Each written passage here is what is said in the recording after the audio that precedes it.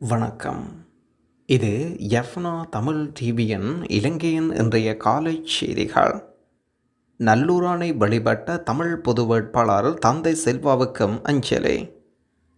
எதிர்வரும் ஜனாதிபதி தேர்தலில் போட்டியிடும் தமிழ் பொது வேட்பாளர் அரியரேந்திரன் நல்லூர் ஆலயத்துக்கு சென்று விசேட பூஜை வழிபாட்டில் கலந்து கொண்டார். தந்தை செல்வா நினைவு சதுக்கத்துக்கு காலை சென்றபோது பொது வேட்பாளர் உட்பட்ட குழுவினர் தந்தை செல்வாவுக்கு உருவச்சிலைக்கும் மலர் மாலை அணிவித்து மலரஞ்சலி செலுத்தினார். அதனைத் தொடர்ந்து நல்லூர் ஆலயத்துக்கு சென்று வழிபாட்டில் ஈடுபட்டதுடன் நல்லையாதீன குருமுதல்வரையும் சந்தித்து ஆசி பெற்றனர். தொடர்ந்தும் ஏனைய மத ஸ்தலங்களுக்கு சென்று வழிபட்டு வருவதுடன் ஏனைய மத தலைவர்களிடம் ஆசி பெற்று வருகின்றனர். ரணில் விக்ரமசிங்கிடம் சென்றவர்கள் தொடர்பில் மனம் திறக்கும் மஹிந்த. தன்னை கைவிட்டு ரணில் விக்ரமசிங்கவின் கரங்களை பலப்படுத்த சென்றவர்களை பார்த்து சிரிப்பதை தவிர வேறு எதுவும் செய்ய முடியாது என்று முன்னாள் ஜனாதிபதி மஹிந்த ராஜபக்ச அறிவிக்கின்றார். மஹிந்த ராஜபக்ச ஜனாதிபதி தேர்தல் வேட்பாளர் நாமல் ராஜபக்சவுடன் கண்டி தலதா மாளிகையில் தரிசனம் செய்திருக்கின்றார். மகாநாயக்க தேர்தல்களின் ஆசீர்வாதங்களையும் பெற்று வந்தனர். ஊடகவியர்கள் கேட்கப்பட்ட கேள்விகளுக்கு பதிலும் வழங்கியிருக்கின்றனர். எந்த ஒரு தேர்தலும் சவாலானது என்று தெரிவித்த முன்னாள் ஜனாதிபதி நாமல் ராஜபக்ச வெற்றியீட்டுவார் என்ற நம்பிக்கையும் வெளியிடுகின்றார்.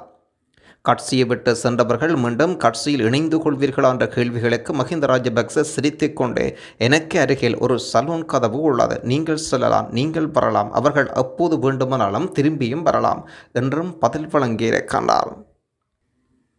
ஜனாதிபதி தேர்தலில் தமது ஆதரவை உத்தியபூர்வமாக அறிவித்திருக்கும் இலங்கை தொழிலாளர் காங்கிரஸ். எதிர்வரும் செப்டம்பர் 21 நடைபெற இருக்கும் ஜனாதிபதி தேர்தலில் தற்போது ஜனாதிபதி ரணில் விக்ரமசிங்கவுக்கு தமது ஆதரவை வழங்கியிருப்பதாக இலங்கை தொழிலாளர் காங்கிரஸ் உத்தியபூர்வமாக அறிவிக்கின்றது. இலங்கை தொழிலாளர் காங்கிரஸ் தலைவரும் கிழக்கு மாகாண ஆளுநரும் செந்தில் தொண்டமான் பொதுச் செயலாளரும் நீர்வளங்கள் தோட்ட உட்கட்டமைப்பு வசதிகள் அபிவிருத்தி அமைச்சருமான ஜீவன் தொண்டமான் விசேட அறிவித்தலை வழங்கியிருக்கின்றார்.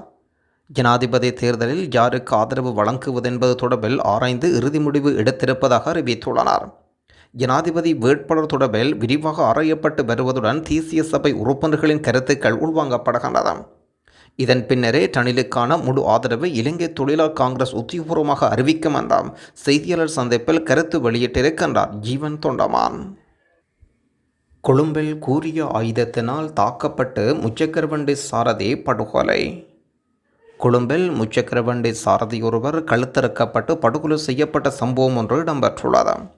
குறித்த சம்பவம் பத்திரம் உள்ள அரும்பெட்டிய பகுதியில் இடம்பெற்றுள்ளது. 45 வயதுடைய முச்சக்கரவண்டி சாரதியொருவரை உயிரிழந்திருப்பதுடன் முச்சக்கரவண்டி பழுது பார்க்க நிலையத்துக்கு அருகில் இந்த கொலை சம்பவம் இடம்பெற்றுள்ளது. உயிரிழந்தவர் தொடர்பில் வேறு எந்த தகவலும் வெளியாகவில்லை. இந்த நிலையில் சம்பவம் தொடர்பிலான மேலதிக விசாரணைகளை போலீசார் மேற்கொண்டு வருகின்றனர். வெள்ளவத்தையில் நடந்த பயங்கரம், தமிழ்கடை உரிமையாளரால் பணியாளர் கொலை. கொழும்பு வெள்ளவத்தையில் கொலைச்சாட்டின் அடிப்படையின் பேரில் கடையொன்றின் உரிமையாளர் கைது செய்யப்பட்டுள்ளார். வெள்ளவத்தையில் இருக்கும் வர்த்தக நிலையம் ஒன்றில் பணியாற்றிய நபரை கொலை செய்த குற்றச்சாட்டில் இவர் கைது செய்யப்பட்டுள்ளார். குறித்த பகுதியில் இருக்கும் தையல் நிலையம் ஒன்றில் பணியாற்றிய ஒருவரை இவ்வாறு படுகொலை செய்யப்பட்டுள்ளார். புஸ்ஸலாப தோட்ட பகுதியைச் சேர்ந்த 42 வயதான தையல் நிலைய உரிமையாளர் கைது செய்யப்பட்டிருந்தார். சம்பவத்தில் நாவலப்பட்டிய பகுதியைச் சேர்ந்த 46 வயதுடைய நபர் உயிரிழந்திருந்தார். சந்தேக நபர் கல்கிசன் நீதிமன்றத்தில் முன்னிலைப்படுத்தப்பட இருப்பதாக வெள்ளவத்தை போலீசார் அறிவிக்கின்றனர். சடலம் பிரேத பரிசோதனைக்காக களுபோவில போதனா வைத்தியசாலையிடம் ஒப்படைக்கப்படுகிறது. மொட்டு கட்சியின் திட்டங்களுக்கு தடையான கோத்தபாயவின் பலவீனம். கோத்தபா ராஜபக்சவின் பலவீனமான அச்சமே மொட்டு கட்சியின் திட்டங்களுக்கு தடையாக இருப்பதாக நாடாளுமன்ற உறுப்பினர் திஸ்ஸ குட்டியராட்சி அறிவிக்கின்றார். மஹிந்த ராஜபக்சவின் அபிவிருத்தி வேலை திட்டத்தை கடந்த காலங்களில் வேறு எந்த தலைவர்களும் கண்டுகொள்ளவில்லை. புதிய பெருமன ஜனாதிபதி வேட்பாளர் நாமல் ராஜபக்சவினால் மட்டும் அபிவிருத்தி வேலை திட்டங்கள் முன்னெடுக்க முடியும். கோத்தபா ராஜபக்சவிடம் பலவீனம் ஒரு அம்சம் காணப்படுகின்றது. ஆனால் அதை அப்படியே விட்டுவிட முடியாது. மஹிந்த ராஜபக்ச செய்த பணிகளை கோத்தபாய செய்யாவிட்டாலும் அவரை வெற்றிகரமான தலைவராக நாம் பார்க்கின்றோம்.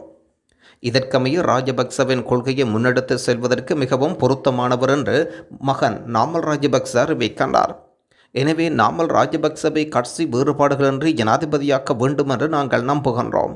அண்மை காலங்களில் ராஜபக்சவினால் கொண்டு வரப்பட்ட அபிவிருத்தியை தவிர வேறு எந்த அபிவிருத்தியை நாம் காணவில்லை.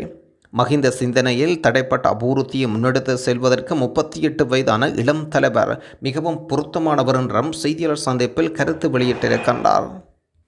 பல்டியடித்த முஸ்லிம் பாராளுமன்ற உறுப்பினர்களின் முறைப்பாடுகள்.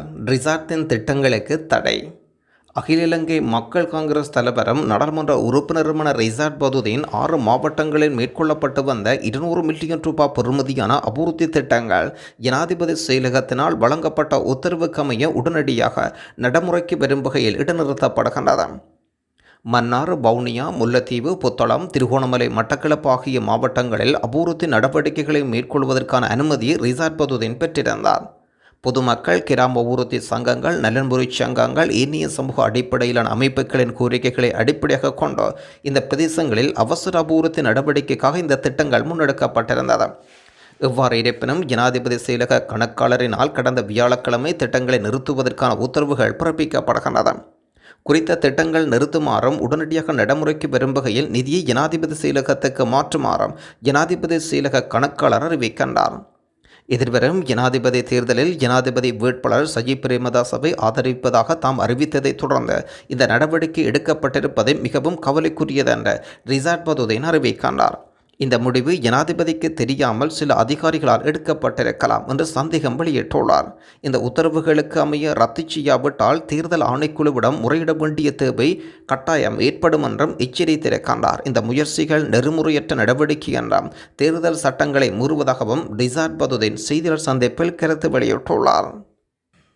சமூக வலைத்தளங்களை பயன்படுத்தி யுவதியை துன்புறுத்திய இளைஞர். மொரட்டுவையில் இருக்கும் தனியார் நிறுவனம் ஒன்றில் பணிபுரியும் 23 வயதான யுவதியை வாட்ஸ்அப்பின் மூலம் துன்புறுத்திய இளைஞர் ஒருவர் கைது செய்யப்பட்டுள்ளார். குற்றப்பிரணவ பிரிவுக்கு கிடைத்த இரகசிய முறைப்பாட்டுக்கு அமைய சந்தேக நபர் கைது செய்யப்பட்டுள்ளார். குறித்த நிறுவனத்தில் பணியாற்றிய 24 வயதுடைய விற்பனை ஆலோசகரை கைது செய்யப்பட்டுள்ளார். பன்னிப்பட்டிய பிரதேசத்தினைச் சேர்ந்த யுவதி ஒருவர் தனக்கு மோசமான காணொளி, அச்சுறுத்தும் வகையிலான வாசகங்கள் அடங்கிய குறுஞ்செய்திகள் தொடர்ச்சியாக வருவதாக குற்றப்பிரணவ பிரிவினரிடம் முறைப்பாடு செய்திருந்தார். இதற்கமைய கணனி குற்றப்பிரணவ பிரிவின் நிலைய பொறுப்பதிகாரி போலீஸ் பரிசோதகர் திசநாயக்கவின் பணிப்புரையின் பேரில் முறைப்பாடு தொடர்பில் மேற்கொள்ளப்பட்ட விசாரணையில் பிரதான சந்தேக நபர் அணியாடம் காணப்பட்டுள்ளார். யாழ்ப்பாணம் வடமராட்சியில் 17 வயதான மாணவியொருவர் 3 பேரால் ஆபாச காட்சிகளை காட்டி கூட்டு வல்லுறவு. வயிற்று வலியினால் பாதிக்கப்பட்ட சிறுமி பருத்துறை ஆதார வைத்தியசாலையின் சிகிச்சைக்காக சென்றபோது அவர் 2 மாத கர்ப்பமாக இருப்பது தெரிய வந்தது. இதையடுத்து சிறுமியிடம் நடத்தப்பட்ட விசாரணையில் அவர் கூட்டு வல்லுறவுக்கு உள்ளாக்கப்பட்டமை தெரிய வருகிறது. நெல்லியடை போலீஸ் பிரிவுக்கு உட்பட்ட தொன்னாலை பகுதியில் இந்த சம்பவம் இடம்பெற்றுள்ளது. பாதிக்கப்பட்ட சிறுமியின் தாயார் 2 திருமணங்கள் செய்துள்ளார் என்றும் 2 கணவர்களும் உயிரிழந்து விட்டார்கள் என்றும் இதையடுத்து சிறுமியின் தாயார் கசிப்பு வியாபாரம் செய்து வந்துள்ளார்.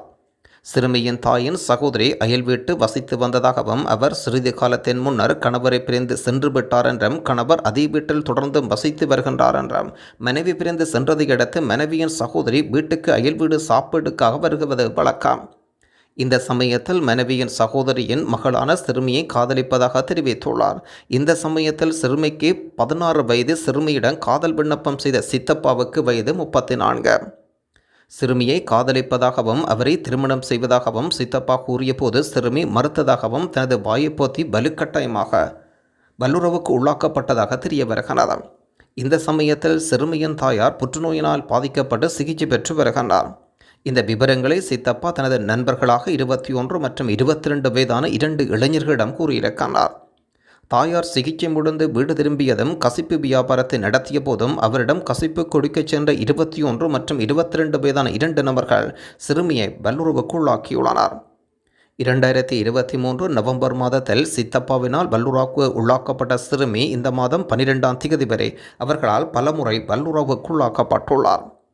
இவர்கள் மூவரும் சிறுமியை தனித்தனியாக வல்லுறவுக்குள்ளாக்கி வந்த நிலையில் அண்மையில் மூவரும் ஒன்றாக ஆபாச படம் பார்த்துள்ளனர். இந்த சம்பவங்களை யாரிடம் கூறினால் வாளால் வெட்டி கொன்று விடுவோம் என்றும் மிரட்டியுள்ளனர். சிறுமியின் வாக்குமூலத்துக்கு அமைய துரித விசாரணை ஆரம்பித்த போலீசார் 3 பேரை சிக்கியுள்ளனர். பருத்துறை நீதிமன்றத்தில் பதில் நீதிபதியின் முற்படுத்தப்பட்டிருப்பதுடன் இவர்கள் வருகின்ற 29ஆம் தேதி வரை விளக்கமறியலில் வைக்கப்பட்டுள்ளனர். ஜனாதிபதி தேர்தலில் ஓட்டு கேட்டு வருபவர்களை அடித்து விரட்டுவோம், ஒரு கிராமமே அறிவிப்போம். மாத்தளை நவுல அடவல கிராம மக்கள் இந்த ஆண்டு ஜனாதிபதி தேர்தலில் வாக்களிக்க கோரி கிராமத்துக்கு வருவர்களை தாக்கப் போவதாக விளம்பரங்களை காட்சிப்படுத்தியுள்ளனர். பல ஆண்டுகளாக தங்கள் கிராமத்துக்கு வந்த அரசியல்வாதிகள் அளித்த வாக்குறுதிகள் இதுவரை நிறைவேற்றப்படவில்லை என்றும் கிராம மக்கள் கூறுகின்றனர். தங்கள் கிராமத்துக்கு செல்லும் சாலை வசதிகள், விவசாய நிலங்களில் இருக்கும் பிரச்சினைகள், போக்குவரத்து சிரமம் போன்ற காரணங்களினால் இந்த தேர்தலில் தங்கள் கிராமம் மக்கள் வாக்களிப்பதை புறக்கணிப்பதாக கிராம மக்கள் கூறுகின்றனர். வாக்குறுதிகளை நிறைவேற்றாத அரசியல்வாதிகள் தங்கள் கிராமத்துக்கு வர வேண்டாம் என்றும் அவ்வாறு வந்தால் பதில் சொல்ல தயாராக இருக்க வேண்டும் என்றும் கிராம மக்கள் அறிவிக்கின்றனர். சிலிண்டர் சின்னத்துக்கு வந்தது சிக்கல். ஜனாதிபதி ரணில் விக்ரமசிங்க சிலிண்டர் சின்னம் வழங்கப்பட்டமை தொடர்பில் பொதுச்செயலாளர் சானக்க பண்டார தேர்தல் ஆணைக்குழுவுக்கு முறைப்பாடு ஒன்றை வழங்கியிருக்கிறார். குறித்த சின்னம் தங்களது கட்சிக்கு சட்ட ரீதியாக வழங்கப்பட்டதாகவும் குறிப்பிட்டுள்ள அவர் 2023ஆம் ஆண்டில் உள்ளூராட்சி தேர்தலில் போட்டியிடுவதற்கு தமது அமைப்பு அந்த சின்னம் வழங்கப்பட்டுள்ளது.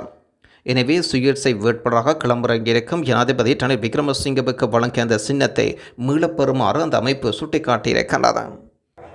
எமது தமிழ் மக்களின் அடிப்படை அபிலாசைகள் தீர்த்து வைக்காத இந்த அரசியல் தீர்வுகளையும் ஏற்றுக்கொள்ள முடியாது.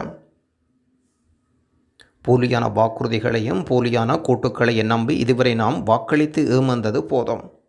2009இல் எவ்வாறு எமது இனத்தை தொலைத்தோமோ அதேபோல் மறுபடியும் 2024இல் தொலைக்க முடியாது. எந்த ஒரு ஜனாதிபதியாக இருந்தாலும் தமிழ் மக்களையும் தமிழ் மக்களாக அடையாளம் காணாத போவர்களாக இருந்தால் அவர்களை நாங்கள் ஜனாதிபதியாக அழகுபடுத்தி பார்ப்பதில் எந்த லாபமும் இல்லை. இதை நினைத்து எமது மறவர்கள் தமது உயிரை கொடுத்தார்களே அதே வழியில் போக வேண்டும் என்பது எமது தார்மீக கடமை. அதற்காக ஒவ்வொரு தடமையும் நீங்கள் அவரின் ஆள் இவரின் ஆள் என்று சொல்லும் போது பொறுமையாக இருந்து வந்துள்ளோம். இப்போது கூட எனக்கான ஒரு அரசியலின் நியாயாதிக்கம் செய்த கடமைப்பாடும் எனக்கு இருக்கிறது. நான் செய்ய போகின்ற அரசியல் தமிழ் மக்களின் அடிப்படை அபிலாசைகளையும் சுயநிர்ணய உரிமைகளையும் சார்ந்ததே அன்றி எந்த அரசாங்கத்துடனும் கைகளையும் கால்களையும் காட்டி அவர்களுடைய சப்பாத்துக்களை நக்குவதாக இருக்காது. என்னால் இயக்கப்படுகின்ற ஒரு அரசியல் கட்சி எதிர்வரும் காலத்தில் மக்களின் கருத்தோடு மட்டுமே பயணிக்கும்.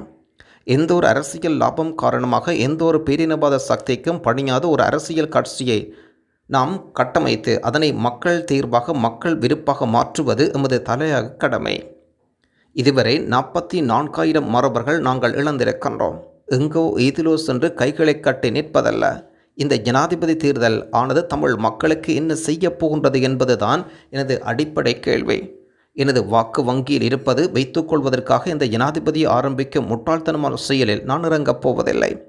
எனது மக்கள் பின்பற்றுகின்றார்கள் என்ற அடிப்படை உணர்வு இதயத்தில் எப்போதும் ஊடுருவிக் கொண்டிருக்கின்றது.